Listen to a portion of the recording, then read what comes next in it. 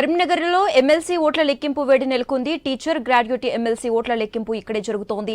ఉదయం నుంచి బ్యాలెట్లు కట్టలు కట్టడానికి సమయం సరిపోయింది. కాసేపట్లో ఓట్ల లెక్కింపు మొదలు కానుంది.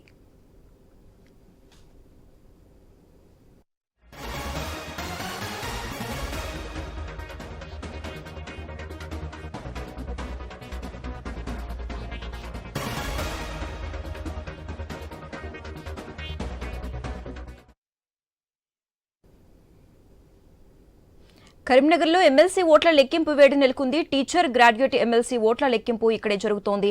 ఉదయం నుంచి బ్యాలెట్ కట్టలు కట్టడానికి సమయం సరిపోయింది. కాసేపట్లో ఓట్ల లెక్కింపు మొదలు కానుంది. ఇక ఇదే అంశానికి సంబంధించి మోర్ అప్డేట్స్ మా ప్రతినిధి విజయభాస్కర్ లైవ్ ద్వారా అందిస్తారు. విజయభాస్కర్. ఆదిలాబాద్, నిజామాబాద్, కరీంనగర్, మెదక్ జిల్లాకు సంబంధించినటువంటి గ్రాడ్యుయేట్స్, అదేవిధంగా టీచర్ ఎమ్మెల్సీకి సంబంధించినటువంటి ప్రక్రియ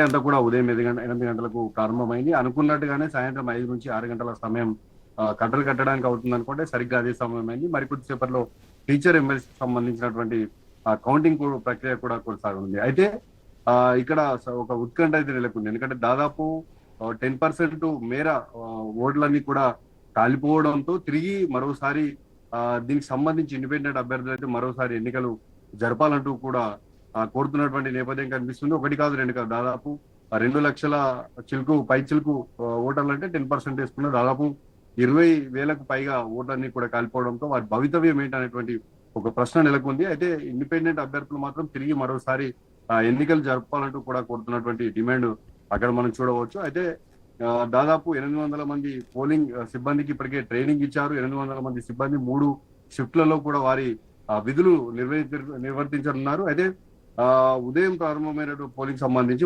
ఇప్పటికే సీసీ కెమెరా నిఘా ఏర్పాటు చేయగా రాత్రి వేళ కూడా సులభంగా ఓటింగ్ అంటే పోలింగ్ అయినటువంటి నేపథ్యంలో బ్యాలెట్ బాక్స్ల తర్వాత లెక్కింపు ప్రక్రియకు సంబంధించి ఫ్లడ్ లైట్లను కూడా ఏర్పాటు చేశారు.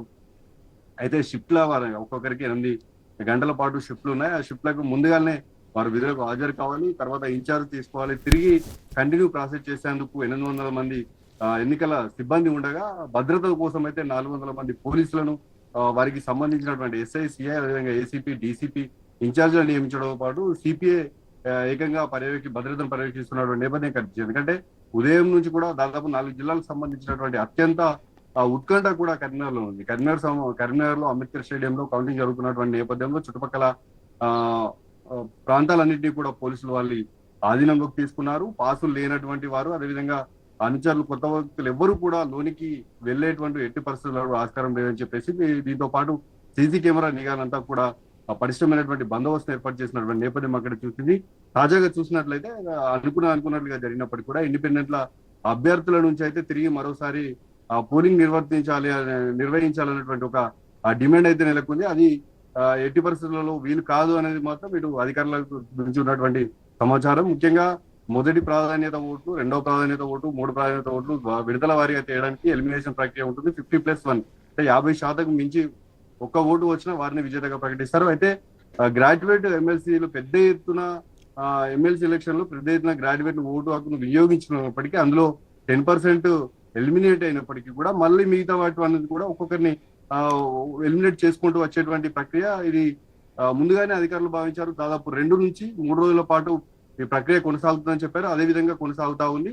ఇక అక్కడ మొత్తం కూడా మొదటి నుంచి మొదలుకుంటే చివరి వరకు కూడా సీసీ కెమెరా ఫుటేజ్, అదేవిధంగా సీసీ నిఘాలో అక్కడ వాళ్ళ సంబంధించినటువంటి కౌంటింగ్ ప్రక్రియ అంతా కూడా కట్టలు కట్టడం జరుగుతుంది. అయితే టీచర్ ఎమ్మెల్సీకి సంబంధించి అయితే అంతా కూడా పూర్తయింది. మరికొద్ది సేపట్లోనే అది ప్రక్రియ ప్రారంభమైనప్పటికీ దాదాపు 7 నుంచి 8 గంటల సమయం పడుతుందని చెప్పేసి అధికారులు భావిస్తున్నారు. ఎందుకంటే అప్పటి వరకు కూడా ఒక కొలిక్కి రావచ్చు, అంటే ఎవరు లీడ్లో ఉన్నారు, ఎవరు ఎలిమినేట్ అయ్యారు ఏంటి అనేది మాత్రం తెలవడానికి అయితే మరింత సమయం పడుతున్నప్పటికీ కూడా కొత్తగా ఎమ్మెల్సీ ఇండిపెండెంట్ ఎవరైతే అభ్యర్థులో వారి నుంచి అయితే డిమాండ్ అయితే వినిపిస్తున్నట్టు నేపథ్యం. మరోవైపు 3 షిఫ్ట్లను విడతల వారీగా ఏర్పాటు చేసినటువంటి అధికారులు అక్కడే వారందరికీ కూడా అన్ని వసతులను కూడా కల్పించారు.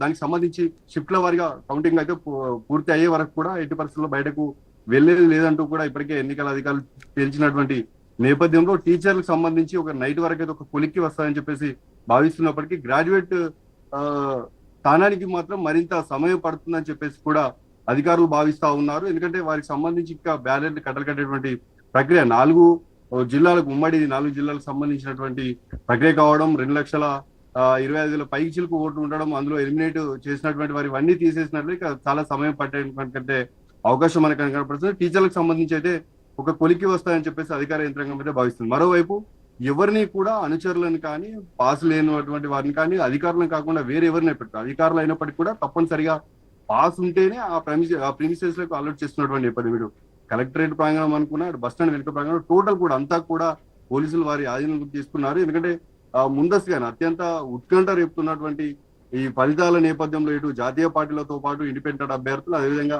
పరోక్షంగా మద్దతు ఇచ్చినటువంటి పార్టీలు ఉండడంతో అందరి ఇంట్రెస్ట్ అంతా కూడా దాదాపు కరీంనగర్ కౌంటింగ్ పైనే ఉన్నటువంటి నేపథ్యం. ఈ నేపథ్యంలో పోలీసులు భారీ బందోబస్తు ఏర్పాటు చేసి భద్రతను పర్యవేక్షిస్తున్నటువంటి నేపథ్యం. ఇది కంటిన్యూగా ఉదయం 8 గంటలకు ప్రారంభమైనటువంటి ఈ ప్రక్రియ చివరి వరకు కూడా కంటిన్యూగా జరుగుతుందని చెప్పారు. ఆ విధంగా అధికార యంత్రాంగాన్ని కూడా అలర్ట్ చేసినటువంటి పరిస్థితి. మరో 6 గంటల సమయంలో టీచర్ సంబంధించి ఒక కొలిక్కి రానుంది. Okay right, thank you Vijayabhaskar.